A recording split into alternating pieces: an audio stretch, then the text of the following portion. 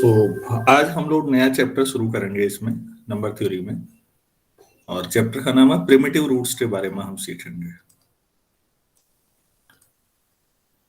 Primitive roots ये क्या होते हैं, इनका क्या एप्लीकेशन है। और जिन लोगों ने ग्रुप थ्योरी मेरे साथ पढ़ी है उनके लिए ज्यादा दिक्कत नहीं है, या जिन्होंने वैसे भी पढ़ी हो, मेरे साथ ही पढ़ना जरूरी नहीं है, तो उनके लिए ज्यादा दिक्कत नहीं होनी चाहिए। उन्हें लगेगा कि ये तो हमने पढ़ी हुई चीजें हैं। मॉड्यूलर अरिथमेटिक कहते हैं बच्चों, जो हम लोग आजकल पढ़ रहे हैं। इसमें मॉड्यूलो एन पर हम काम कर रहे हैं। ये काम हमने पहले भी किया। मोबियस इन्वर्जन फार्मूला और उससे रिलेटेड बहुत सारे क्वेश्चंस किए थे। उस दौरान भी इस तरह के प्रॉब्लम को हैंडल किया था हमने। और आगे हमें क्वाड्रेटिक रेसिप्रोसिटी पे काम करना है, जो नंबर थ्योरी में सबसे इंपॉर्टेंट चीजों में से एक है। तो वहां तक जाने के लिए मॉड्यूलर अरिथमेटिक का ही ये काम हमें सीखना और समझना है। तो पहले हम किसी बहुत बेसिक चीजों पे काम कर रहे हैं कि मॉड्यूलो एन पर किसी एलिमेंट के ऑर्डर का क्या मतलब है। तो मैंने फिर कहा कि जिन लोगों ने ग्रुप थ्योरी पढ़ी है उन्हें लगेगा कि आज वाले में हमें अधिकतर चीजें आती हैं, ज्यादा दिक्कत नहीं है। अच्छी बात भी है, आती है तो सबसे पहला हेडिंग हम लोग करेंगे इसमें, order of n element modulo N.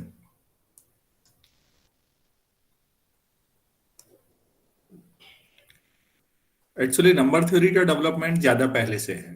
Algebra proper branch के तौर पर बाद में डेवलप हुई है, तो इसलिए और अच्छी बात यह है कि हम लोग डेविड एम बर्टन साहब की जिस किताब को फॉलो कर रहे हैं उसमें ग्रुप थ्योरी का कोई नामो निशान नहीं है। एलिमेंट्री वे में चीजें समझी जा रही हैं, तो इसलिए हम मान के ही नहीं चल रहे हैं कि ग्रुप थ्योरी आती है किसी को। अब लेकिन जिसको आती है उसके लिए आसान हो जाएगा, बस इतना है। तो मेरे पास कोई नेचुरल नंबर है, मैं मॉड्यूलो जब लूंगा तो वन पे नहीं लूंगा, वन से ऊपर ही लेंगे हम। N greater than one. और मैं ऐसा करता हूँ कि GCD of a and n is one. तो कोई एन से बड़ा है, कोई नेचुरल नंबर ले लिया है, वन से बड़ा मतलब एन, और दूसरा कोई नंबर लिया जो एन के साथ रिलेटिवली प्राइम। ठीक हो गया। देन जो ए का ऑर्डर होगा, order of a modulo N,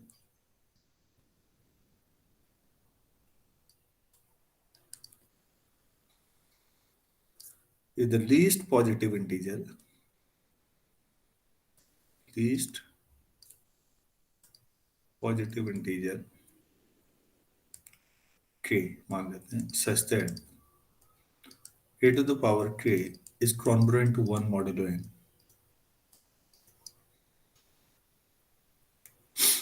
बस इतना ही। आप कहेंगे ऐसा तो हमें आता ही था। कोई n के साथ रिलेटिवली प्राइम ले लीजिए, कोई नंबर मान लीजिए वो a है। तो a का ऑर्डर का क्या मतलब है? a का ऑर्डर का मतलब, मान लो a का ऑर्डर k है, तो k सबसे छोटा पॉजिटिव इंटीजर होगा जब a to the power k one आ जाएगा मॉड्यूलो n पर। और अगर ऐसा आता है तो आप कहेंगे कि इट इज डिनोटेड एज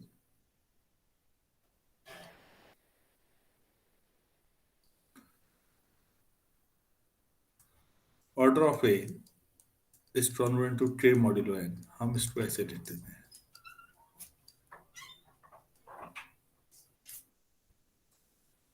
इसका मतलब ये, या इसका मतलब नीचे वाली लाइन को सबसे पहले सोचे। Order of a is congruent to k है, तो it means k is the least positive integer such that ऊपर वाली line a to the power k congruent to 1 modulo n। ये डेफिनेशन थोड़ी बहुत समझ में तो आई होगी या बिल्कुल नहीं आई?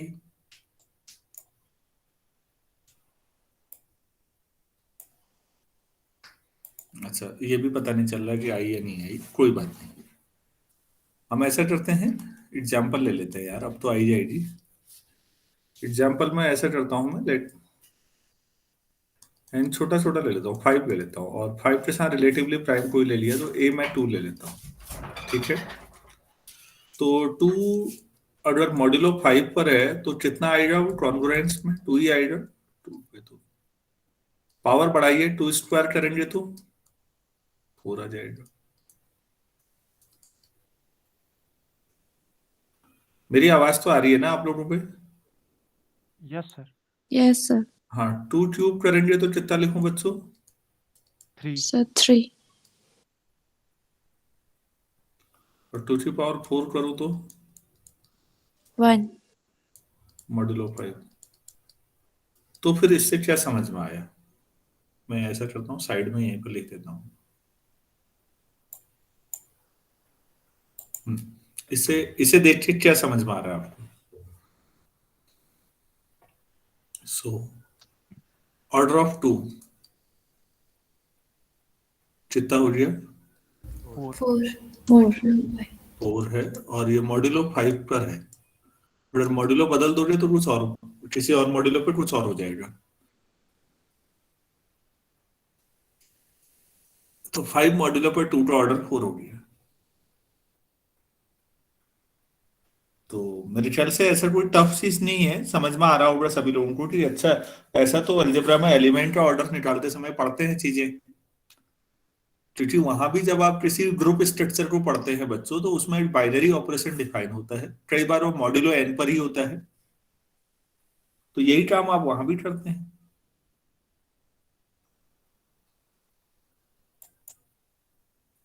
चलो, किसी को अगर नहीं समझ में आया तो मैं एक और एग्जाम्पल ले लेता हूँ।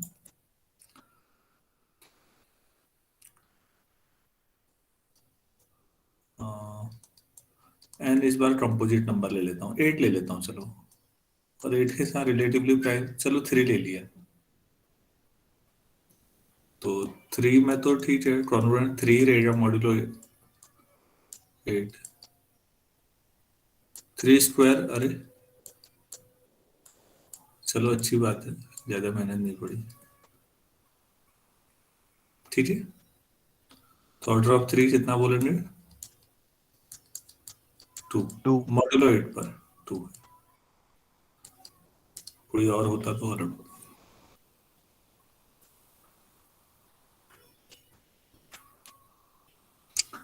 यहां तक चीजें समझ में आई और डेफिनेशन आ गई है समझ में, तो अब हम थोड़ा थ्योरम्स की ओर आगे बढ़ेंगे। सभी बच्चों को डेफिनेशन क्लियर है? अब किसी एलिमेंट के ऑर्डर का मतलब क्या Yes, है sir. मॉड्यूलो एन पर? Yes, sir.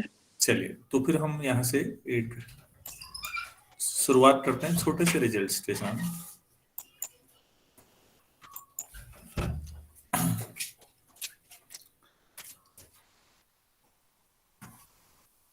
तो हमारा छोटा सा रिजल्ट ये है पहला। अगर कभी if a is congruent to b है मॉड्यूलो एन पर, मॉड्यूलो एन पर ऐसा है, तो फिर order of a is congruent to order of b भी होगा मॉड्यूलो एन।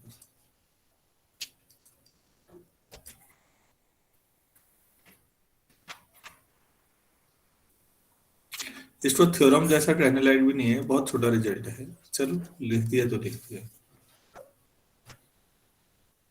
इसमें ऐसा कहीं नहीं लिखा है कि इसका कन्वर्स भी सही है कि गलत है, वो आप लोग सोचिए कि अगर दो एलिमेंट इस तरह से बिहेव करेंगे तो क्या वो आपस में कॉन्ग्रुएंट होने चाहिए या नहीं, वो सोचिएगा।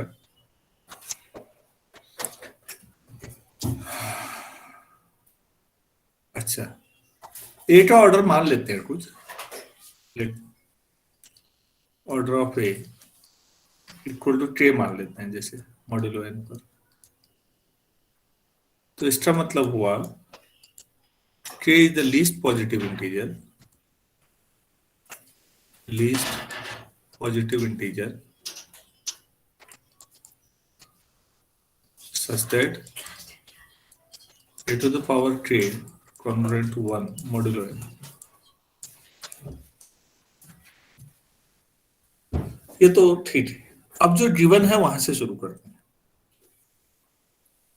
हैं। तो हमारे पास क्या है, जरा उसे देखिएगा।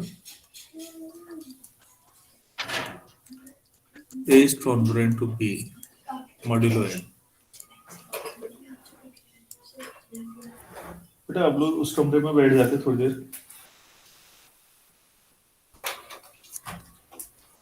अगर ऐसा है तो मैं दोनों साइड पावर k भी कर दूं तब भी ये कॉन्ग्रुएंस रिलेशन रहेगा, ये मालूम है आप लोगों को? Yes, sir. Yes, sir. Yes sir. तो इधर आ जाएगा a की पावर k कॉन्ग्रुएंट 1 ऊपर लिखा हुआ है आपने इक्वेशन 1 में, तो 1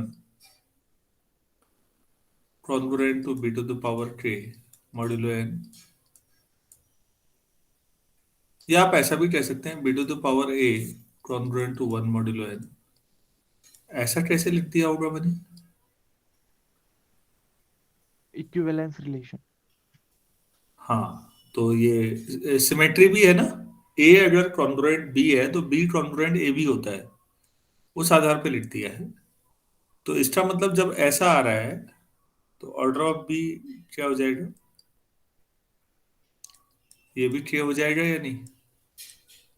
Yes, sir. तो फिर a का ऑर्डर भी, so order of a is congruent to order of b, दोनों का ऑर्डर k है मॉड्यूलो n पर।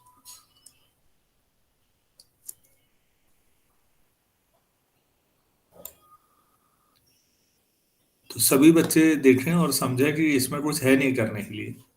बहुत मॉड्यूलर का कितना लोगों ने गौर किया है छोटी छोटी चीजों पे और नए नए रिजल्ट निकाले हैं कि ए अगर बी के कॉन्ग्रुएंट होगा तो ए का ऑर्डर बी के ऑर्डर के कॉन्ग्रुएंट हो जाएगा। एग्जाम्पल देखते हैं, प्रूफ तो हो गया। उम्मीद है प्रूफ सभी लोगों को समझ में भी आया होगा।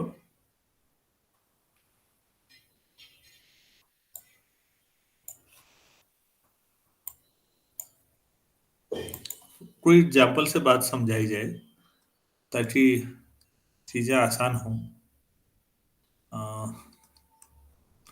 एन साथ ले लेते हैं,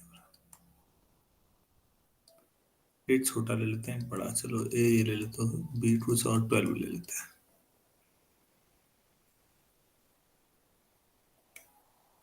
ठीक है, अच्छा। मॉड्यूलो 7 पर 5 के साथ करते हैं। 5 के साथ तो 5 ही आएगा। 5 स्क्वायर कितना आएगा मॉड्यूलो 7 पे? 4। 4। 4। 5 क्यूब करे तो दोनों 6। साइड, दोनों साइड 5 से ऊपर मल्टीप्लाई कर लो तो 27 से डिवाइड करोगे -1, ठीक है ना? छोटा हो जाएगा। यस। 5 की पावर 4 कितना आएगा फिर? -5, दोनों साइड 5 से फिर मल्टीप्लाई करो, -5 का मतलब 2 हुआ। जो छोटा मिले हम तो उस पर ध्यान दे रहे हैं। दोनों साइड फिर 5 से मल्टीप्लाई करो तो यहाँ 10 मतलब 3। 3। दोनों साइड फिर 5 से मल्टीप्लाई करो, 5 की पावर 6, 1 आ जाएगा अब। Yes sir. Yes sir. तो इसका मतलब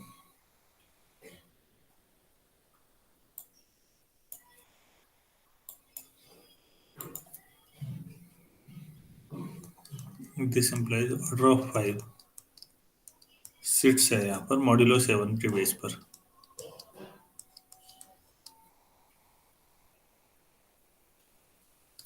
अच्छा, अब मैं 12 के बारे में सोच रहा हूँ।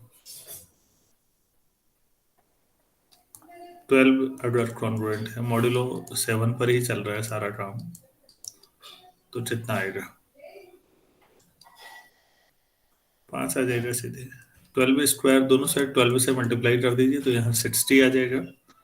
7 से डिवाइड करोगे 60 हो तो कितना आएगा? 4।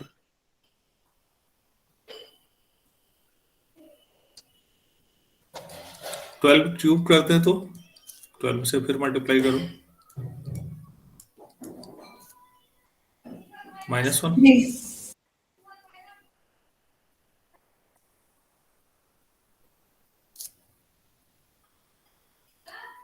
12 की पावर 4, 12 से किया तो फिर 2 आ जाएगा, -12 होगा +2 हो जाएगा 14 में।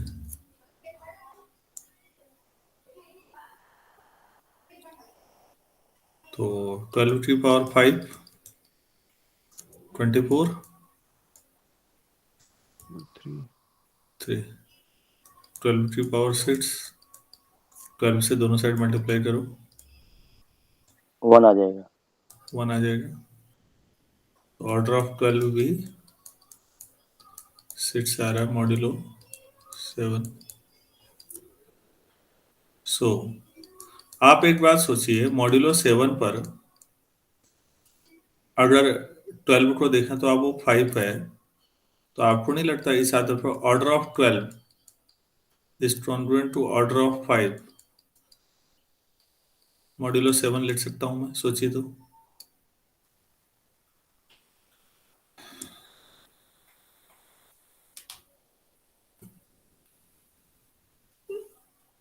मॉड्यूलो 7 पर 12 5 आ रहा है रिमाइंडर, तो उनके ऑर्डर में भी कॉन्ग्रुएंस है, बराबर है वो दोनों मॉड्यूलो 7 पर।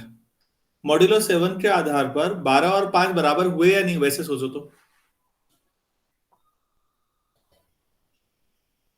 अरे भाई 5 को 7 से डिवाइड करो, 5 ही आएगा रिमाइंडर, और 12 को 7 से डिवाइड करोगे तो रिमाइंडर कितना आएगा? 5।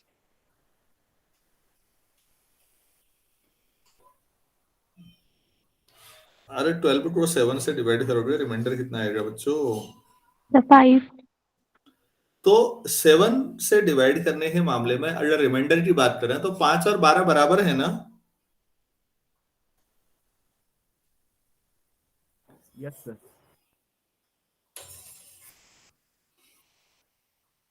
तो अगर दो नंबर किसी मॉड्यूलो पर बराबर हैं तो उनके ऑर्डर भी उस मॉड्यूलो पर बराबर हैं, ये कहा जा रहा है।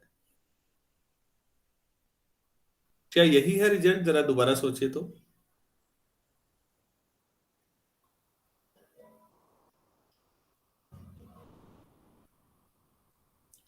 दो नंबर किसी मॉड्यूलो पर बराबर हैं तो उन दोनों नंबर्स के जो ऑर्डर हैं वो भी उस मॉड्यूलो पर बराबर हैं।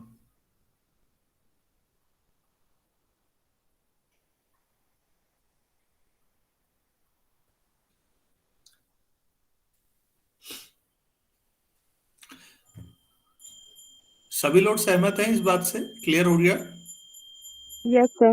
Yes, sir.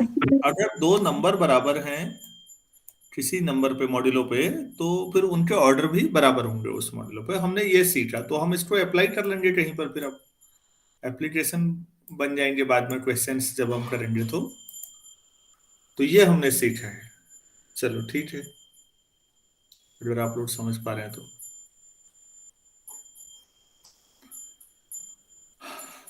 चलिए नेक्स्ट एक थ्योरम करते हैं। बल्कि मैं इस बार ग्रुप थ्योरी में भी ये पढ़ा चुका हूँ थ्योरम तो, लेकिन अब यहाँ ग्रुप वाला कंसेप्ट नहीं लगाने हैं, तो इस नए नजरिए से फिर चीजों को सीख लेते हैं। Suppose the integer a has order k modulo n modulo पर किसी एलिमेंट का ऑर्डर k। ठीक हो गया सब? देन अगर a⁻h किया और 1 आ गया मॉड्यूलो n, तो ऐसा केवल तभी होगा if and only if condition है k डिवाइड्स h। और इन पर्टिकुलर अगर आप कहें तो आप ऐसा लिख सकते हैं k divides phi n। Phi क्या होगा बच्चों?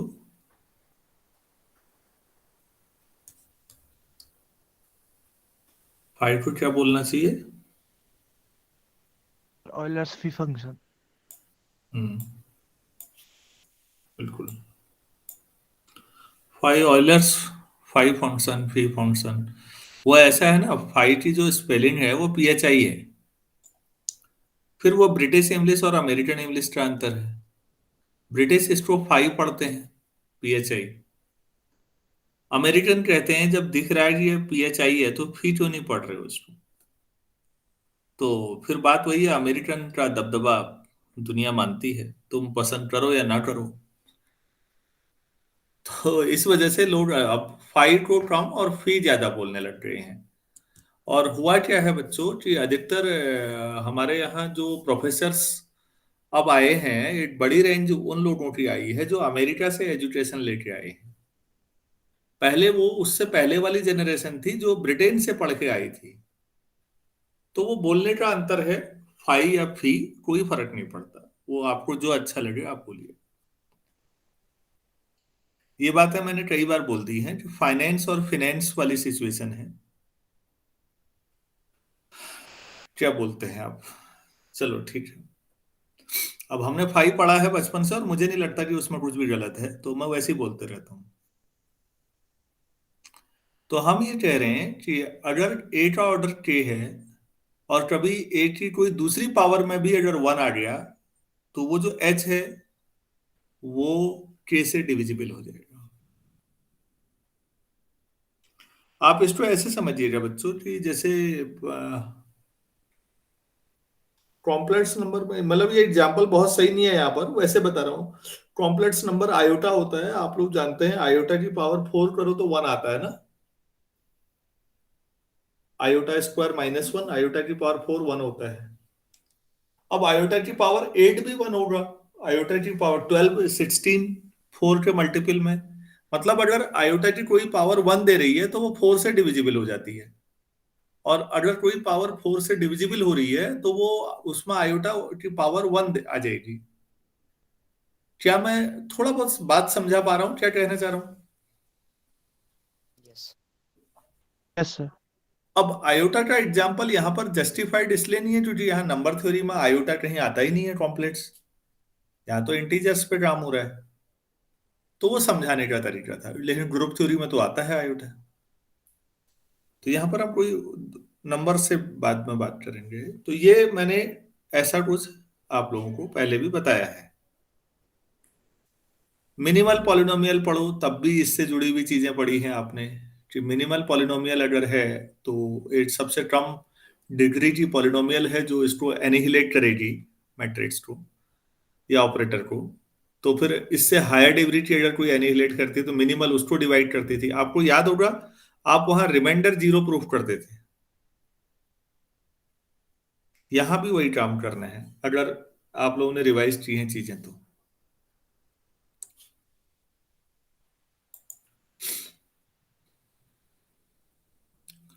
तो आपको गिवन है order of a equal to k modulo n पर। तो इसका मतलब a to the power k congruent to 1 modulo n, और k the least positive integer है ऐसा जो इस कंडीशन को सेटिस्फाई करता है। ये भी लिख ले तो यार, यहाँ पर इसकी रिलेवेंस है।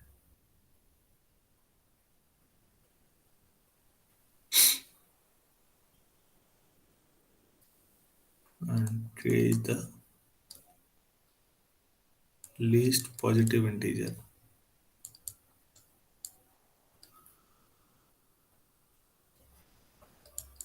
to satisfy 1।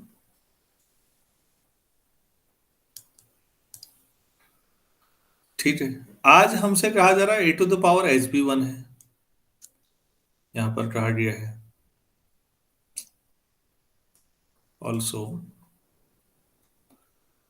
A to the power h congruent to 1 modulo N.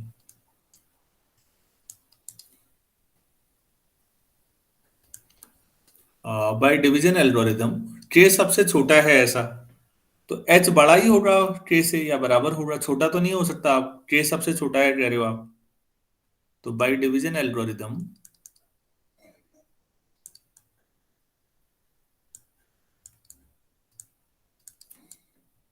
के से अगर मैं एच को डिवाइड कर दूं तो क्या मिल जाएगा, सम कोसेंट टाइम्स के प्लस रिमाइंडर, जहां रिमाइंडर के से छोटा होगा और ऐसा होगा। अब हमें क्या प्रूफ करना है बच्चों? हमें k डिवाइड्स h लाना है, तो हमें क्या दिखाना चाहिए? R equal to 0. r zero दिखाना है। बहुत बढ़िया।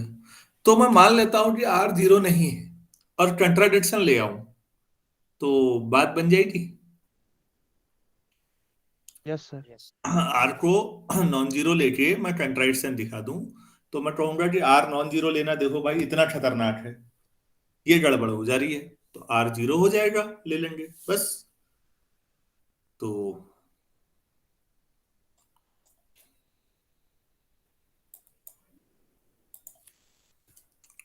अब हमारा जो क्लेम है, हम ये प्रूव कर रहे हैं कि आर इक्वल टू जीरो। तो अब इसको कैसे करें? तो कंट्राडिक्शन मेथड, डायरेक्ट मेथड नहीं है। सपोज आर नॉन जीरो है, ठीक है, तो दो लाइन का तो कंट्राडिक्शन है। Now a to the power h अगर आप करेंगे, तो आप a to the power q k plus r ले आएंगे मॉड्यूलो एन पर, ठीक है। तो a to the power h तो वन है ही, इसको a to the power k की power q into a to the power r ले आएंगे मॉड्यूलो एन, यहीं पर कर देते हैं। कंट्राडिक्शन भी दो लाइन में आ जाता है। तो वन कॉन्ग्रुएंट टू ए की पावर के इक्वेशन वन से, और ए की पावर एच इक्वेशन टू से वन है, तो a to the power r modulo n, या a to the power r congruent to one modulo n. अब जरा ये जो मैंने यहाँ पर ये लिखी लाइन ना,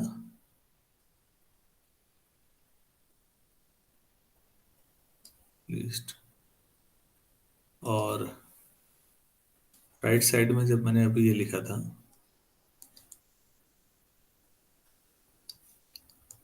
सोचो तो क्या कह रहा हूं मैं? ऊपर जहां अंडरलाइन किया है वहां क्या कह रहा हूं मैं? ए की पावर के इक्वेशन वन में ए की पावर के कॉन्ग्रुएंट वन आ रहा है मॉड्यूलो एन पर, और के is the least positive integer है। और यहां आप कह रहे हैं कि के से छोटा एक आर है, उसके लिए भी ले आ रहे हैं। ये कंट्राडिक्शन हो रहा है या नहीं हो रहा है? Yes, sir.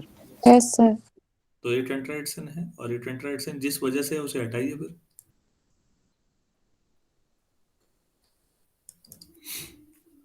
So initial assumption was wrong।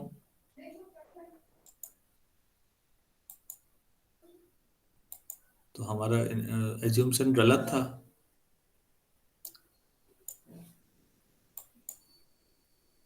तो हमें क्या लिखना चाहिए? So r equal to zero, तो h equal to q times k right hand side को डिवाइड करता है, तो के लेफ्ट हैंड साइड को डिवाइड करेगा। यही करना था बस। जहां भी रिमाइंडर को जीरो प्रूफ करना है, आप देख लो कि रिमाइंडर अगर जीरो ना ले तो क्या गड़बड़ होगी। ये आ गया।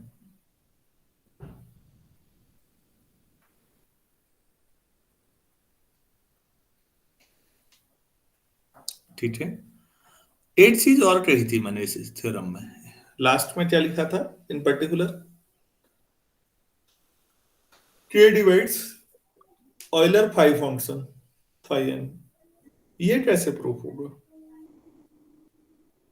इसके बारे में सोचिए।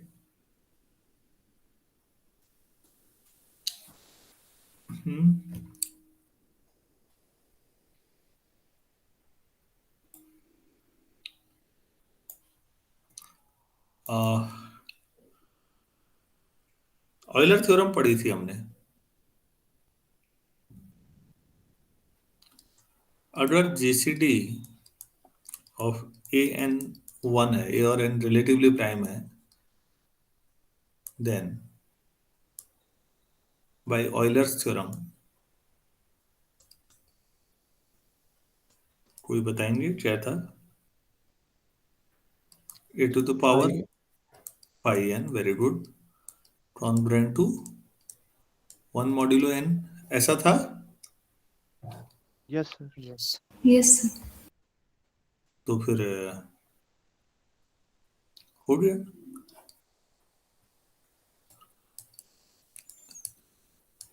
ये वही तो है, जो फाई एन है वो यहाँ एच था, मतलब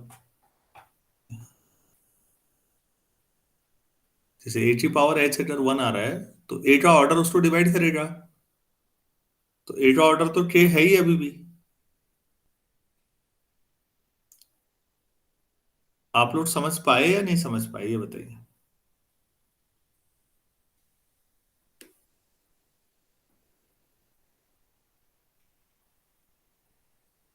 यस सर। अरे भाई ए का ऑर्डर के है, और ए की पावर फाई एन अगर 1 दे रहा है तो ए का ऑर्डर उसको भी डिवाइड करेगा नहीं करेगा, तो यही कहा जा यस रहा है। सर। हाँ, तो जो एच काम कर रहा था इन जनरल, उस एच की जो पर्टिकुलर फाई एन रख लिया है, तो एच फाई एन को डिवाइड करेगा।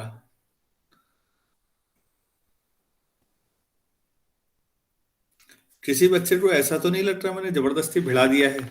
तो अगर ऐसा लगता है तो प्लीज अभी बोल दीजिएगा।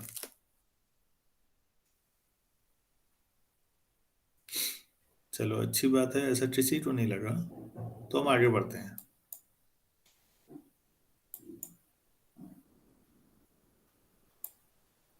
एक और रिजल्ट करते हैं। नंबर थ्योरी तुम लोगों को बोर तो नहीं करने लगी अब?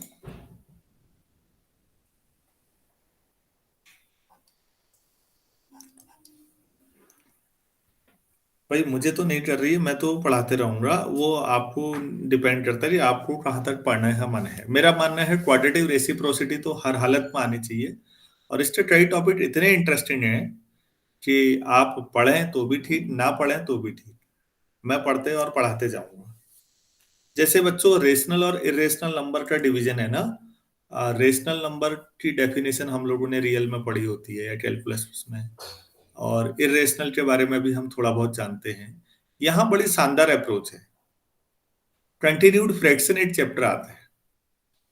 अगर कंटिन्यूड फ्रैक्शन में फ्रैक्शन का जो कंटिन्यूड फ्रैक्शन रुक जाए कहीं, तो वो रेशनल है।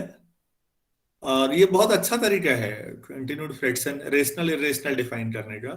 कंटिन्यूड इस टाइप का वही होता है, जैसे a1 + 1 a2 + 1 a3 + 1, ऐसा कोई नंबर सुना है, देखा है कहीं? Yes sir. यस। बच्चों इसका नाम से ही क्लियर है, ये है कंटिन्यूड फ्रैक्शन।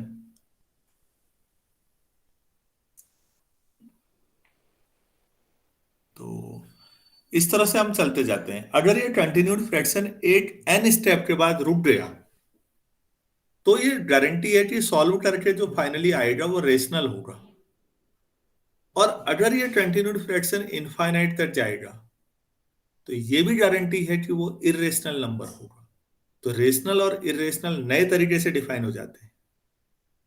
अब तो लोगों ने ये तो छोड़ो, गॉसियन इंटीजर पे काम कर दिया, ये तो इंटीजर होते हैं। गॉसियन इंटीजर आप में से कोई जानते हैं?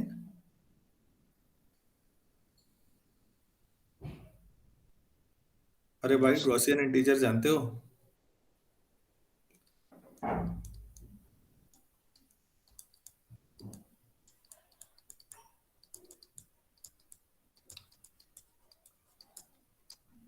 हम्म। ऐसे कॉम्प्लेक्स नंबर जिनमें ए और बी क्या हो? अरे सब लिखा है यार सामने। इंटीजर। हाँ, उनको गॉस ने इंटीजर कहा अपने नजरिए से, तो अब क्योंकि गॉस ने कहा, अरे सोचो भाई कितना पहले कह गया आदमी, गॉसियन इंटीजर, इस पे भी काम जबरदस्त हो चुका है। ऐसे कॉम्प्लेक्स नंबर, अभी कॉम्प्लेक्स तो बहुत आगे की चीज है, हम तो खाली बेसिक इंटीजर में ही चीजें समझ लें बच्चों, वही बहुत बड़ी बात है। तो बहरहाल इस बहाने आपको एक नया शब्द मिला, गॉसियन इंटीजर क्या होते हैं? Those complex numbers whose real and imaginary parts are integers। तो a+i भी a और भी इंटीजर हैं, तो गॉसियन इंटीजर होते हैं। मुझे भी नहीं मालूम था पहले। 2017 में मैं गढ़वाल यूनिवर्सिटी के पौड़ी कैंपस में था, तो प्रोफेसर एस जी दानी सर आए थे। और आप लोगों ने नाम सुना है इनका, नहीं सुना है तो पढ़िएगा। दानी जी, आप ये मत सोचिए कुमाऊं से होंगे, वो साउथ इंडियन है। Tata institute of fundamental research में काम किया हुआ है सर ने। बहुत आज भारत के बड़े मैथमेटिशियंस में है।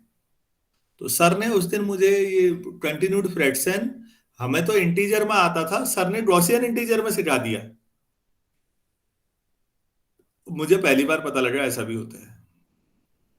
आप गूगल पे इनके बारे में आज पढ़िएगा, आपको दानिश सर के बारे में पढ़ के बहुत अच्छा लगेगा। बहुत अच्छा काम है सर का। सर से मैं 2 या 3 बार मिल चुका हूँ, नैनीताल में भी मिल चुका हूँ, आए थे, और पौड़ी में भी।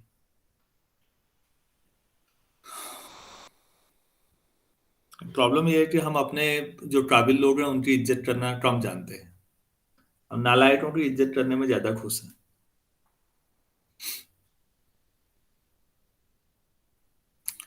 तो चलो भाई, ये है तो नेक्स्ट थ्योरम पे जाएं। हो गया, कुछ और कर लें? Yes sir. Yes sir. अच्छा, नए पेज से करते हैं यार, पेज हो गया।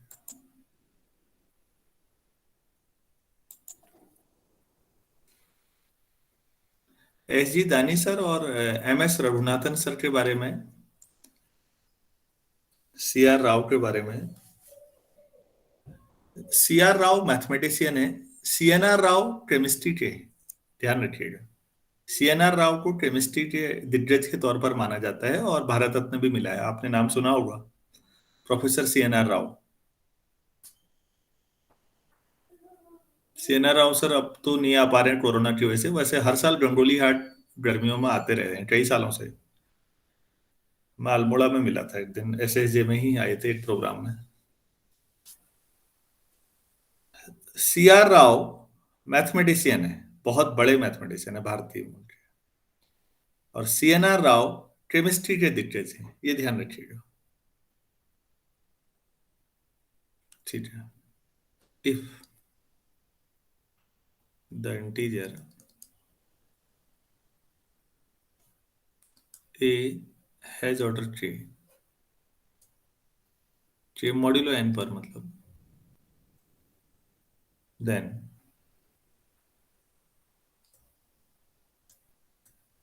a to the power I congruent to a to the power j modulo n,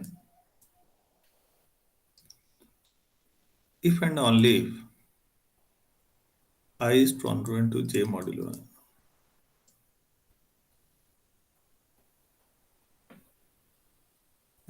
j modulo k होगा मेरे ख्याल से, यहाँ पर n नहीं होगा। वहां n था, यहाँ k होना चाहिए मेरे। प्लीज ध्यान दीजिएगा मॉड्यूलो में, इस बार मशीन की तरह याद मत कर दीजिएगा।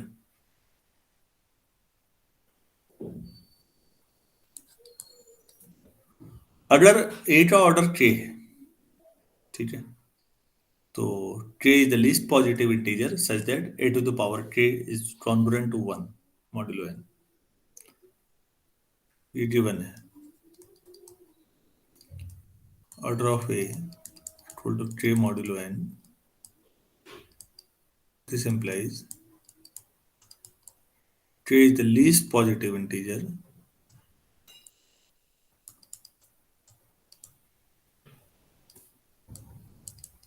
such that a to the power k congruent to 1 modulo n।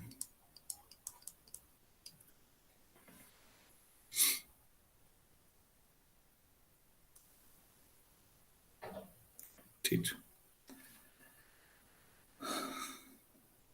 अब एक तरफ से शुरू करें। If and only if condition है, तो इफ पार्ट में ये तो था, suppose a to the power I is congruent to a to the power j modulo n।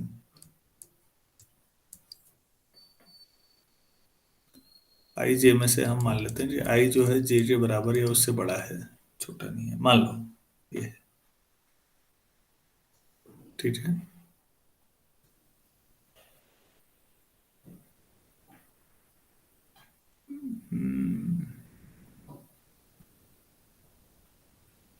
हमने एक चीज और लिख रही थी, जब सबसे ऊपर लिखा था तो जीसीडी ऑफ ए और एन 1 लिखना चाहिए था।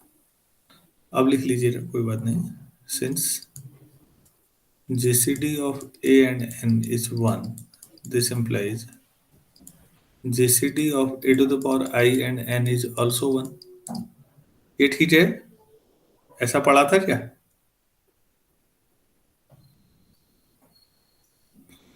कभी A और N का GCD 1 है तो A की कुछ पावर और N का GCD भी 1 ही होगा, ऐसा पढ़ा था या नहीं? Yes sir. Yes, sir. ऐसे दो तीन रिजल्ट थे बच्चों। GCD ऑफ A और B 1 है तो GCD ऑफ A की पावर I और B भी 1 था। A और B की पावर सम J भी 1 था, अगर याद हो आप लोगों को। ये मैंने सब प्रूफ कराए हैं पहले चैप्टर में, देखिएगा। तो इसी के आधार पे कह रहा था मैं भी कि GCD ऑफ A और N 1 है तो A की पावर I और N भी 1 ही होगा। ठीक हो गया। तो अगर रिलेटिवली प्राइम है तो दोनों साइड A की पावर J से डिवाइड कर देते हैं, कॉन्ग्रुएंट टू A की पावर J अपॉन A की पावर J मॉड्यूलो N। तो A की power I minus J congruent 1 modulo N। अगर ऐसा आया, आपने A का ऑर्डर क्या ले रखा है बच्चों? सबसे ऊपर लिखा हुआ है के। और A की पावर I माइनस J भी 1 आ रहा है। तो अभी पिछली थ्योरम के आधार पे हम कह सकते हैं K divides I minus J।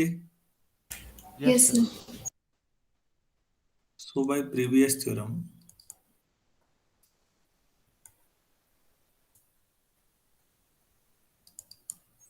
K divides I minus J, और K divides I minus J का मतलब ही हुआ I कॉन्ग्रुएंट टू। हो गया प्रूफ?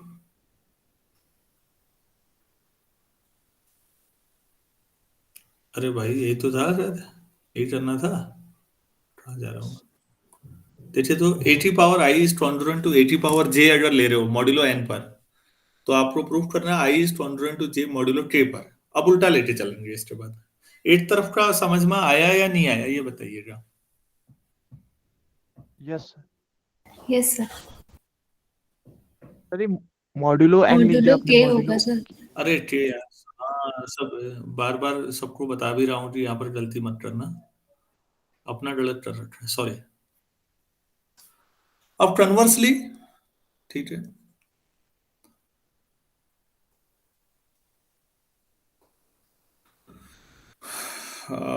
जो पिछला प्रूफ था वहीं से स्टार्ट करिए। Let I is congruent to J modulo K,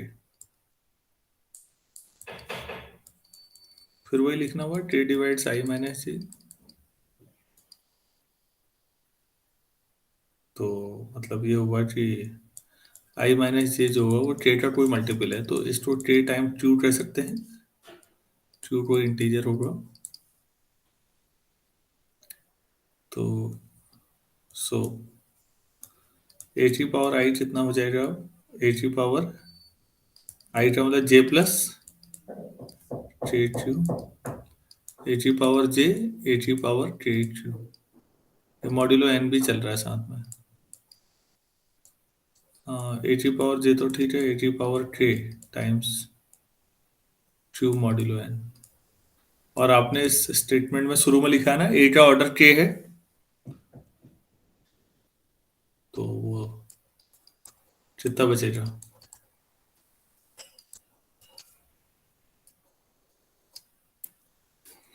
हो गया? Yes sir.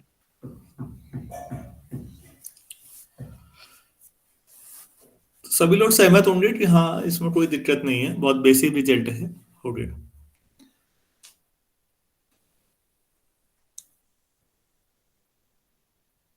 तो इस थ्योरम के बेस पर बच्चों हम एक आध बातें कह सकते हैं, इसको मैं नोट करके लिख देता हूं।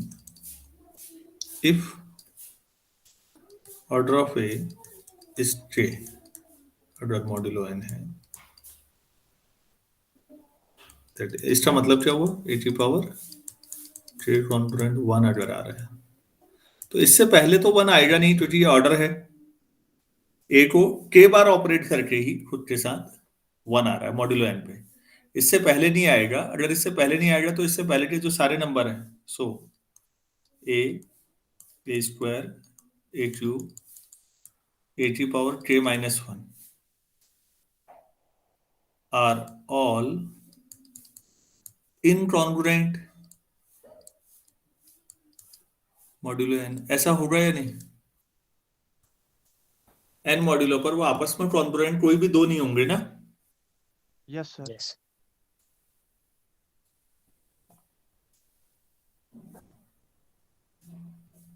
अरे बात समझ में आई नहीं आई सब लोग?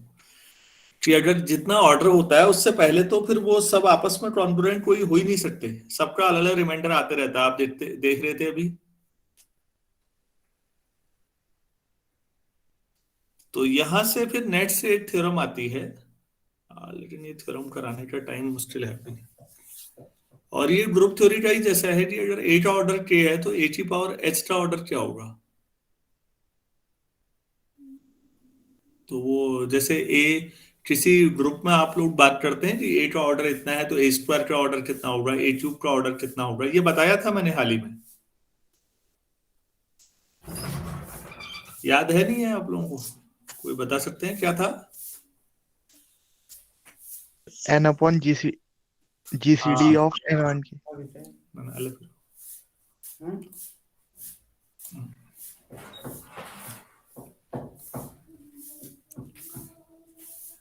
हमने पढ़ा था कि अगर जो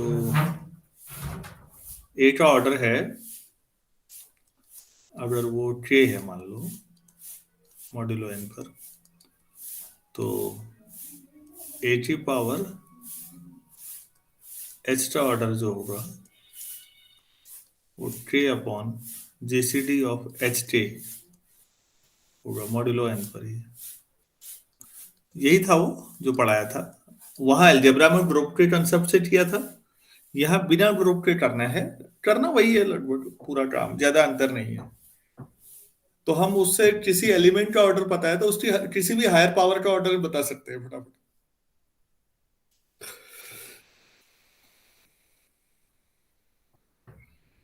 तो इसको नेक्स्ट क्लास में करेंगे, आज इतना कर लेते हैं। इसके बाद जो एक्चुअल डेफिनेशन हमारी आनी चाहिए वो आती है प्रिमिटिव रूट्स की। अभी प्रिमिटिव रूट्स तो आया ही नहीं, चैप्टर का नाम है प्रिमिटिव रूट, तो अभी ये लिखा हमने, तो इसको कल करते हैं।